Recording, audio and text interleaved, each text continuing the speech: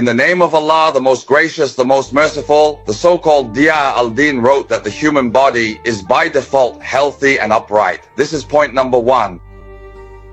The human body, by its very nature, is healthy and upright, and it will remain in this state as long as there are no violent external inputs or influences.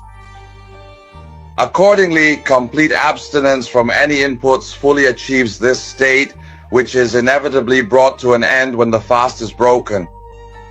With the very first input, if you are able to maintain this state, then you are in the state of a body that does not get sick.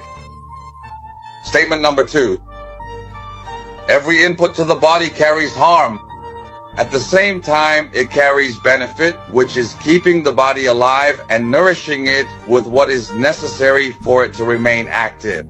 As long as the input is present, waste settles inside you, and this has harmful effects. Waste needs to be expelled. That is the harm. What remains are wastes that need to be expelled, and the body needs to get rid of them because they are harmful. Therefore, any food you eat, all of it carries harm. At the same time, it carries benefit, which is keeping this body alive, or its growth in the case of children. Number 3, the body considers every input as a foreign entity, and accordingly, the human body has a reaction. This reaction is one of 3 things: an immune sensitivity, which follows lymphatic pathways, a central nervous response, which they call the gut-brain axis, or a hormonal glandular response. Hormonal what? Glandular, meaning either intestinal, peripheral, or pituitary, central. Focus with me. Hormonal glandular, 2 types: intestinal, peripheral, which includes insulin, glucagon, serotonin, and gastrin. These are intestinal hormones. Or pituitary central, which operates from the pituitary all the way to the adrenal gland. Statement number 4, the body's daily and repeated suffering, and the continued exposure to inputs that are difficult to digest, which leads to repeated, though not complete, intestinal blockages. So the first issue is the intake of foods that are difficult to digest, leading to repeated, though not complete, intestinal blockages. The first harmful residues come from incomplete digestion or from inputs that contain stimulants for the nervous system, the hormonal system, and the allergic immune system, or from inputs that carry explicit toxins such as antibiotic residues, fertilizer and stimulant residues, chemicals, nitrogenous compounds, and pesticide residues, what we call them. What are they? Pesticide residues, so what are they? So the body's daily struggle in dealing with these isolated inputs, which are hard to digest and cause repeated intestinal blockages, even if they're not complete. Harmful residues from an incomplete digestion process. They are stimulants for your nervous, hormonal, and immune systems, leading to 3 types of sensitivities, or outright toxins, like residues of antibiotics, fertilizers, stimulants, colorants, chemicals, fertilizers, and pesticide residues. Statement number 5. This immune struggle represents constant pressure on a body that is continuously resisting. This leads to recurring physical and psychological symptoms that are interconnected but with distant relationships, which is why they are called syndromes.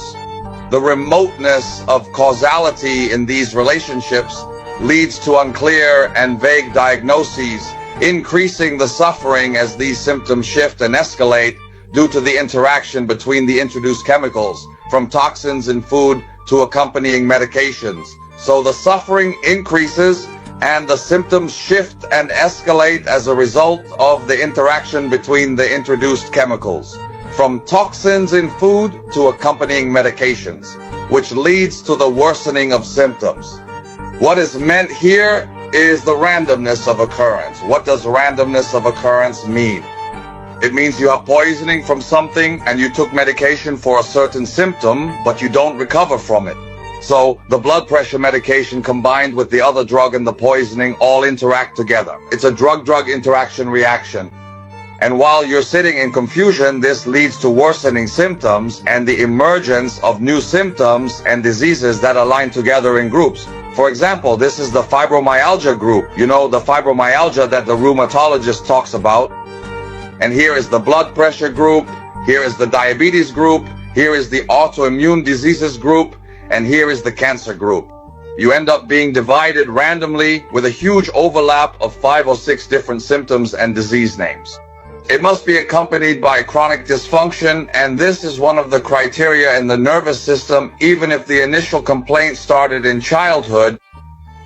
With the presence of acid suppressants that have been introduced in the markets for about 20 years since 2005, the worst of the PPIs have been put on the counter. The serious risk and harm should not be neglected. And with the progression of the disease and the emergence of cancers, the role of acid suppressants in causing these symptoms should not be ignored. Number 7, treating what is not the cause, a twinge in the chest, blurred vision, dryness in the mouth, pain here and there, frequent urination, and I attribute it to an open gap, to high cholesterol, to high triglycerides, to the presence of uric acid, to the so-called agreed upon nonsense. I like to call it, what kind of nonsense is this? It's agreed upon because we are the active ones. We are the active ones. We are the clever ones. Come on, customers. Baker 8, the analytical indicators have changed, which are the clinical laboratory and the lab investigations. The change in analytical indicators and new laboratory findings indicates a shift in the body's strategy in cases of chronic stress and provocation. And there is no conclusive evidence that they are the cause of the symptoms or changes accompanying the condition. The cause is that which, when removed, the problem or symptom ends. So again, the change in analytical indicators and new laboratory findings such as elevated blood sugar, urea, creatinine, or uric acid are only indications of a change in the body's strategy in cases of chronic stress and provocation. Furthermore, there is no definitive evidence that they are the primary cause of the symptoms or changes that typically accompany this specific condition.